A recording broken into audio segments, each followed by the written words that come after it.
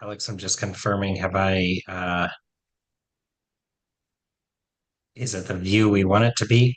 Excuse me. N- Excuse me. No, we actually wanted the slideshow. So just try and end and then click slideshow. Let's see. Thank you.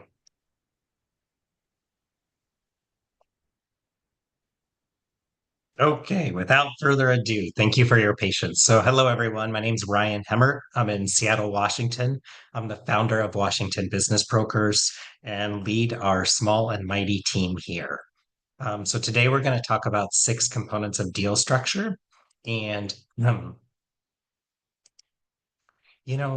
before we talk about those components of deal structure, though, I think, regardless of what type of business you have, the size of the business, or where it's located, right? There's five or six things that every buyer is going to ask about your business. So let's run through those here.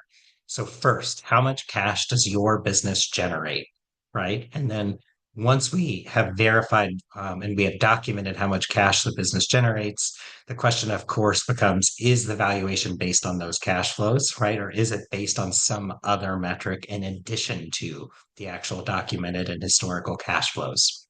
Next, what is your role as the owner? How many hours do you work on an average week in the business, right? What's your involvement through different seasons of the business, right? If there's any seasonal aspect of it.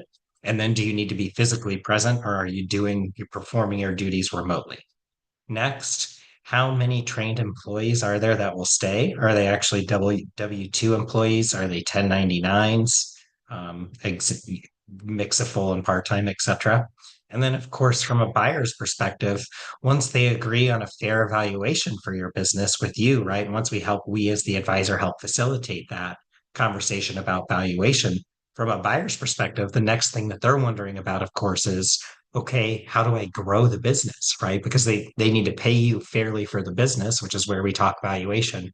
But you have to understand that from a buyer's perspective, they're going to have debt coverage, right? That they're going to have to satisfy as well with a commercial lender. So they need to understand what those growth levers are, and they're going to need to ascertain based on their personal, right, or their business's background and experience, right, their work or life experience, how achievable it is for them to execute upon those growth levers for the business that we have identified. And then finally, and this one we see this get overlooked a lot, are there any customer, supplier, or channel concentration issues? Is there any seasonality to the business, right? Where we're going to want to discuss working capital and get in front of that early with a buyer, whatever it may be. Okay. So once we kind of address those questions, and before we would take your business to market, and we'll talk about what that sale process looks like in a few minutes, we would work with you to document answers, right, and verify answers to each of these core questions that a buyer, a prospective buyer, is going to have about your business. But today, we really want to talk about deal structuring. This is sometimes called the terms of a sale, right? And a lot of times buyers are very eager to know, or a prospective owner prospective seller, excuse me, is very eager to talk about valuation when we first reach out to them, right? But we also bring up deal structuring or terms of a sale, and we ask people, every owner, to help us think through where, if you think about a radial button, right? If you think about a spectrum of 0% seller financing, I'm open to 0% seller financing, right? I'm ready to move to Mexico tomorrow type thing, to I'm ready to 100% seller financing if that can help maximize the proceeds at the end of the process. So we ask every seller, right, to tell us where they fall on a 0 to 100 spectrum for each of these different deal structuring components. So let's talk through these here. The first, what is a normal transition period? And is this paid or not paid? If you look at any of the businesses on our site at any given time that we represent or that we take to market, we'll frequently say something like seller agrees to be available up to 45 days post closing, right? For 30 or 35 hours a week at a mutually agreed upon schedule, right? And this transition period, that 45-day transition period that I just referenced, would be included in the transaction price, meaning it is not paid, right? So that standard, quote unquote, the whatever we agree is a transition period, because we're transitioning a ship, right? That's kind of moving, right? That's at sea, right? With operations and customers and employees and fun stuff like this. So, there's gonna there the understanding is that it's going to take some time to transition said business, right? And so the question is, what's a reasonable amount of time for that transition? With most businesses we bring to market, it's 30 to 60 days. And we'll frequently suggest to a seller and buyer that they settle on 45 days, right? And then the question becomes how many hours a week, right? And so a lot of times we'll say 30 to 40 hours maximum. And we always say at a mutually agreed upon schedule because some sellers will naturally ask, well, hey, I work from Arizona in the winters, right? And if their role as the owner can be done remotely, then great, right? Then it can be done remotely between the seller and buyer as well, too. But that period, right, to be clear, that 45-day transition period would be included in the transaction price. Now we start to pivot to number two here. There's the second bullet, the post-transition employment agreement. Some sellers will tell us and they'll say, hey, I'm 54 years old. I don't want to own the business anymore. I'm ready to sell the business, but I'm happy to stay involved for 6 months, right? Or 2 years or 3 years, right? I just don't want the stress of having to hire and train employees, right? Manage all of the customer relationships, whatever it may be, right? They just want a simpler, less stressful lifestyle, right? Than being a business owner in 2025. So in that case, right, when we're talking about selling a business, if so here when we think about a post transition, so we're talking about post that 45-day period that we have agreed upon. And so, what this looks like, we'll ask a seller if they're open to this, is to help us populate the X, Y, and Z in this sentence, right? So, seller agrees to be available for up to X months after the formal transition period ends, right? For Y hours per month at a rate of Z dollars per hour, right? And so you as the owner help tell us how many months or years maybe you're willing to stay 6 months after the included transition period ends, right? Maybe it's 12 months, maybe it's 24 months. So you help us define how long you're open to staying, what your commitment looks like from an hourly time perspective, right? Either on a weekly basis. Some owners will say, hey, I'm open to serving as a consultant for 10 hours a month. Others are prepared to serve full time, right? And we'll work a 40-hour work week for 6 months or 12 months after a sale takes place. And then of course we agree on the rate. And if you're full time, a lot of times we'll just agree on a monthly rate. And notice if you recall what I just said on that sentence, seller agrees to be available up to X months, right? At Y hours per week or per month at a rate of Z dollars. One of the key words there right at the beginning, that up to, right? Because sometimes what can happen is like you as a prospective seller, right, may be open to staying 12 months after the sale, but the buyer, of course, may decide 5 months in that they quote unquote have got it, right? And that they no longer need to pay for your time as the seller. And so that's where the words up to come in, right? And so the buyer at that point, 5 months after the formal transition period ends, could decide like, hey, Bill, thank you for your time, right? But I've really got it from here. So that's what we're referring to with the post-transition employment agreement. Next, let's talk about seller financing. In general, even if a seller is not open to seller financing, we advise that you still empower us as a M&A advisor, as your business broker, to enable us to market the business as such, and to say something like this in the blind write-up that you'll see on business for sale websites and in our site too. So seller agrees to provide up to X%, and we'll typically advise something like 10 or 15% to provide up to 10 or 15% seller financing at a market interest rate, right, for qualified buyers, right? And so that gives us several kind of caveats there, depending on who the buyer is and deal structure. And even if you're not open to seller financing, one of the big reasons we advise that you let us market it as such is that many of the business for sale platforms, right? So if you think about Biz by Sell, if you think about Axial, if you think about DealStream, businessesforsale.com, biznexus.com, on and on and on, they have a check mark, right? And the check mark is simply, is the seller open to some seller financing or not, right? And some could be 1%, or it could be 50%, right? But importantly, right, we live in a world where people are searching platforms for information. It's no different when they're searching business for sale platforms. So we're always about presenting a business opportunity to as many prospective buyers as possible, right? And so by not being able to say that we're open to some seller financing, et cetera, right? And having that box deselected, we miss many, many buyers that have that as the requirement of their sale, right? Or as a requirement of a business they may purchase. And now, mind you, even if a seller, or even if a buyer would like seller financing, sometimes they don't even want or need seller financing, right? They have zero issue qualifying for traditional bank financing themselves, them personally, or the business that they already own.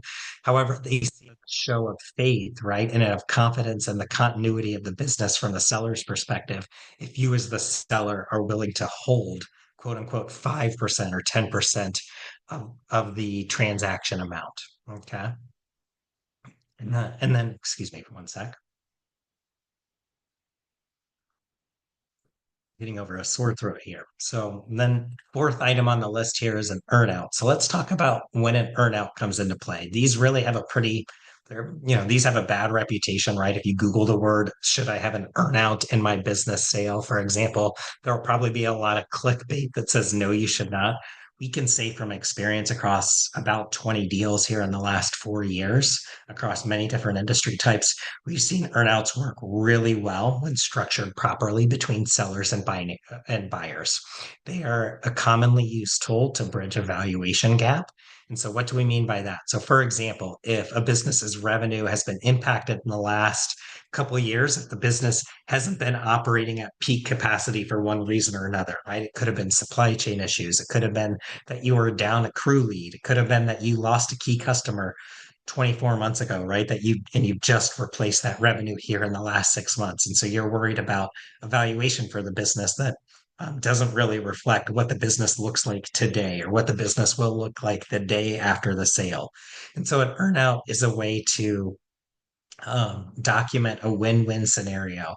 And typically, you want to and earn out a best practice here is that it's a very black and white metric, and typically you want it to be based simply on revenue, right? And so it could be something as simple as revenue above X, right? Like there's going to be a measurement point 12 months after the closing date or on December 31st of the year that the transaction closes.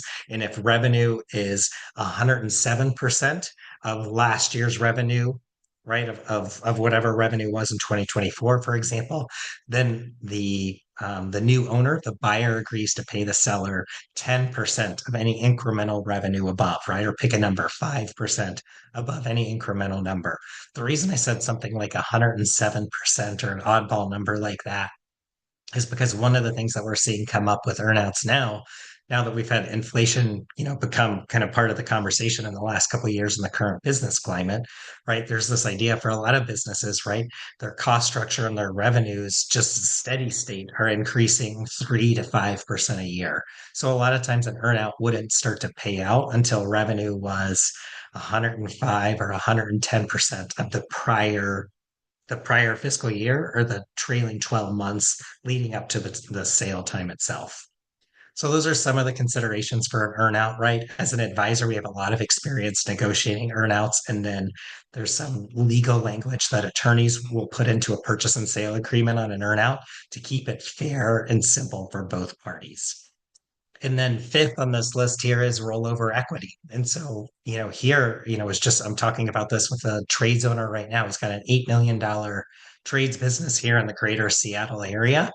And, he said that his family would like to retain some equity in the business. So this is an owner that's open to having a conversation that's 70 years old, open to starting the sale process, right? But his family doesn't per se need the money, right? They already have enough money, right? And so they're thinking that, hey, it's going to be smart for them if they were to sell 80% of their equity in the business, right? Or pick a number, 60%, 80%, 90% of it, right?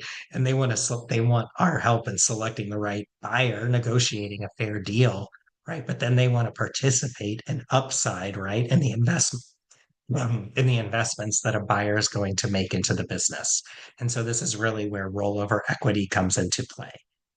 Rollover equity can work famously well, right, for some, in some transactions. And we've seen this happen already with some of the first deals we've done. Our very first deal that we did 5 years ago after starting Washington Business Brokers, the seller retained 10% of the equity, right? They received annual dividends on the performance of their 10% of equity that they maintained in the business, right?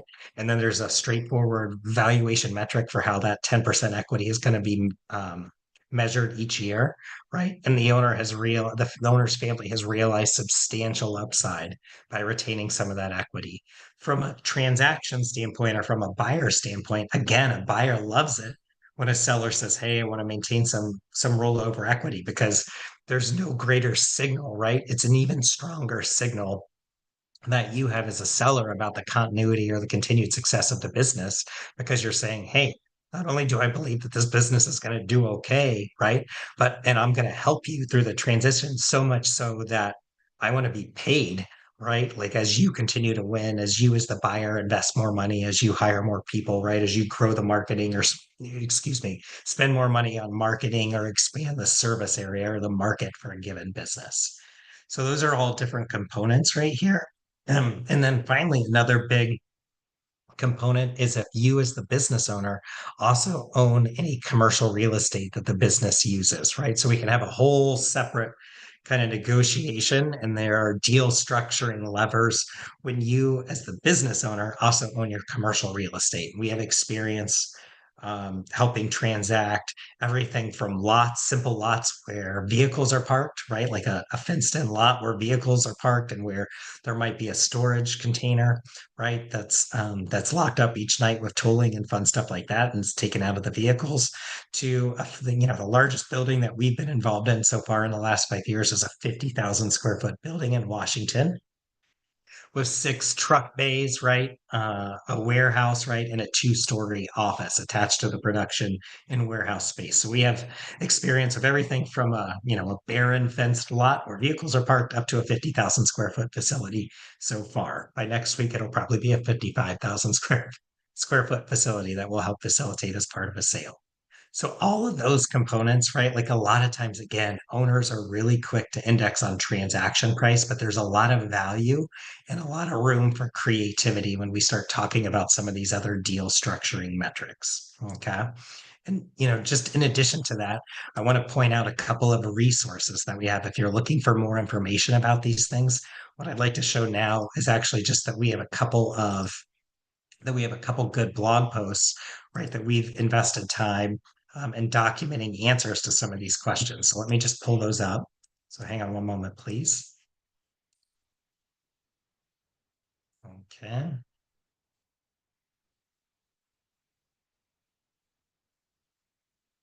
coming up.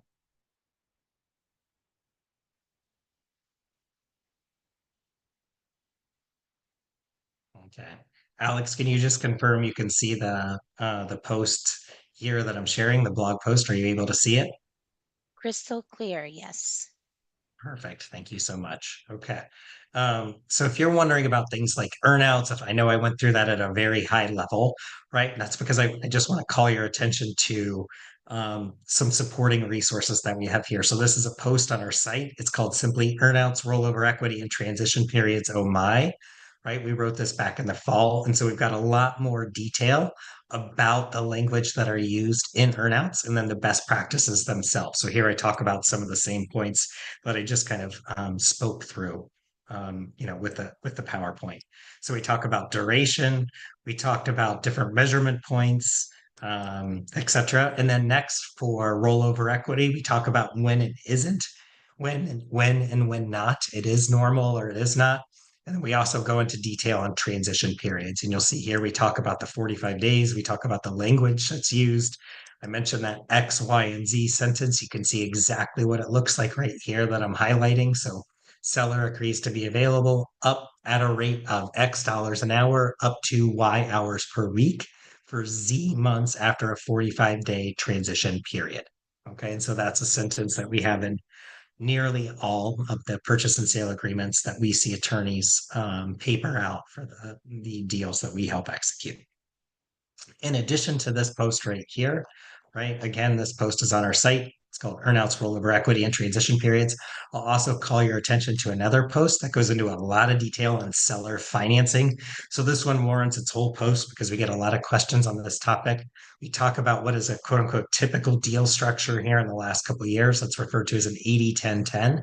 That's where a buyer has 10% of the capital, right? So they make a 10% equity injection or capital injection to buy your business. Let's say they're buying a $5 million business. So the buyer brings $500,000 in liquid capital to closing day, right? The seller finances 10%, right? So the seller finances $500,000.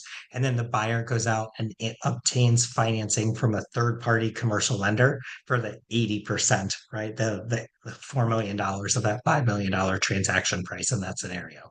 And that's a very common or plain vanilla deal structure. So that would be a straightforward 80-10-10.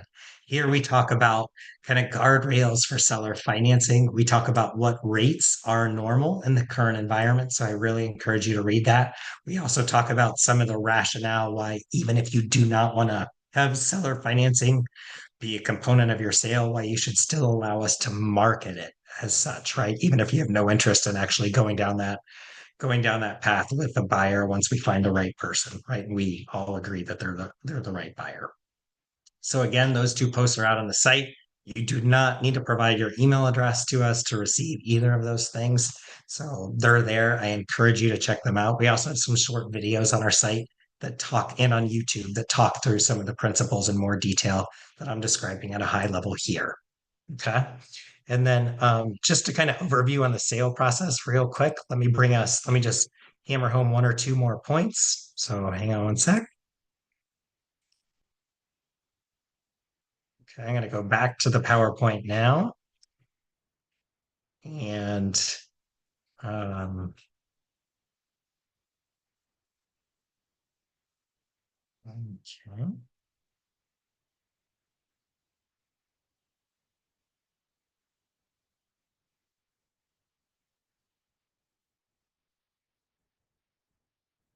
One moment. There we go. Took me a second.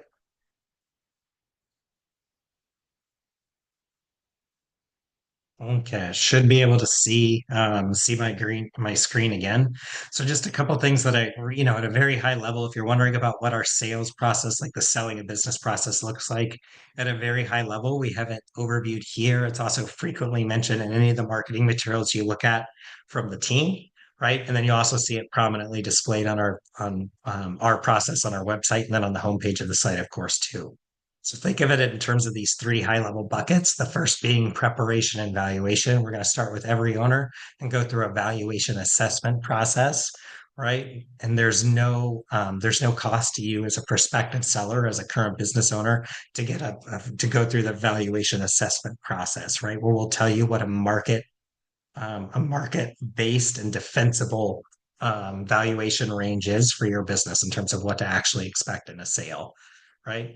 Once you tell us that you want to move forward, right, then we go to work on the other parts of step one here, of phase one. So here we're going to ask for a lot more financial documentation when you tell us that you're ready to actually formally start the process to sell your business. We're going to review our valuation range with commercial lenders, right? We're going to start to prepare confidential marketing documents. We've got samples of those online. I encourage you to check them out, right? We believe that those help position your business in a very attractive light to our prospective buyers. And then finally, we're going to do a video interview of you as the seller, right? Over Zoom, where we're going to have you live answer some of the questions, or in a recording, answer some of the questions that we know buyers are going to ask. Once we have all of those steps ready in preparation and valuation, then we're ready for phase two of the selling process, which we call simply marketing and negotiations. So at this point, we're going to take your business and we're going to put it live on 5+ business for sale marketplaces. Okay. And when we say we're going to put it live, we're going to have a blind write up. And a blind write up looks something like this. It says Washington Business Brokers represents an $8 million revenue plumbing business in King County, Washington, been in business 25+ years, 13 licensed plumbers, 6 plus or 10 plus license, 10 plus apprentice plumbers, right? An office staff of 5 plus folks, right? Supporting the plumbers that are in the field on a daily basis, right? Adjusted cash flows to owner of $750,000 in 2024 based on that $8 million in revenue. 16 trucks are gonna transfer in the sale and be included in addition to a lease, et cetera, et cetera, right? For more information about the opportunity, go to wabusinessbrokers.com, submit a non-disclosure agreement. After your NDA or non-disclosure agreement has been reviewed and verified, we will release confidential marketing materials with detail on the business to you as the prospective buyer. So in that blind write-up that we put online, notice in what I just ad-libbed that there's nothing that IDs the name of that plumbing business or nothing that identifies you, Bill, and Karen, right, as the owners of said plumbing business in Seattle, for example. Okay. So that's really, a lot of our time is spent here in phase two, right? And this is vetting buyers, reviewing who buyers are, answering buyers' questions on your business, right? And then, of course, screening buyers, talking to buyers' lenders, right? Because the buyer's lender financing partner is going to have questions about your business as well. Okay. And the goal, right? The goal of phase two here of marketing and negotiations is to get to an executed letter of intent. And think of a letter of intent, it's kind of like dating, right? A letter of intent means that we agreed to date each other exclusively. But just like in dating, anyone can end a relationship in dating for any reason at any time, right?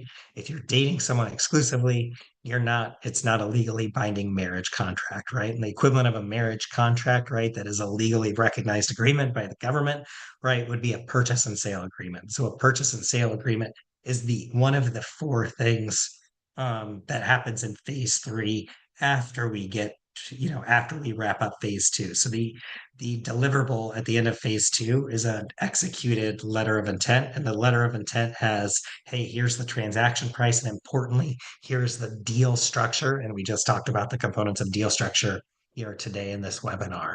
Right. So the letter of intent is going to have those items in it, right? You are going to e-sign it as the seller, or buyer's going to e-sign it. And then at that point, we're formally in phase three of the process, which we call simply working to a successful close. There's a lot of the legwork really happens in phase three. And so we're in due diligence with our buyer. They have a lot more information of financial and operational detail about your business. The attorneys are taking that outline of a deal, right? And the outline of a deal is commonly referred to as a letter of intent. So they're taking a letter of intent and they're mapping that or converting that to a fully blown out, legally binding purchase and sale agreement. We're also at the same time that due diligence is happening, right? That we're answering the buyer's questions about the business and that the attorneys are working on the purchase and sale agreement. We are going to be working with the buyer's lender to address their underwriting and credit review questions about your business, right? And then finally, once those three things are ready, we're going to get escrow involved, and escrow is going to facilitate the legal transfer of the business itself. Okay. We've got a lot more information about the sale process on the site, right? If you're a reader, there are blog posts. If you prefer to consume video, there are many different videos on our site, and they're all on your favorite social media platforms as well. Some of the questions that we get asked again and again by prospective sellers are things that you see listed here, right? We have blog posts and videos that address every one of these questions. I encourage you to check them out or to simply call us or email or text if you have questions. Okay. If you'd like to talk confidentially about your business, please reach out. You can book a confidential consult, right, in 3 clicks. It's right at the very top of our homepage, right? And the homepage again is listed on each of these sites, right, or each of these slides right here. It's wabusinessbrokers.com. Okay. And you're welcome to call our office if you don't want to book it online, but you can actually book it easily online without even having to call the office number. Again, those consults, there's no cost for those, and they're always confidential. I appreciate you joining us today. We hope that the information was of value, and would love to work together in the future on an optimal sale of your business. Again, I'm Ryan Hemmert with Washington Business Brokers in Seattle, Washington. Thank you for joining.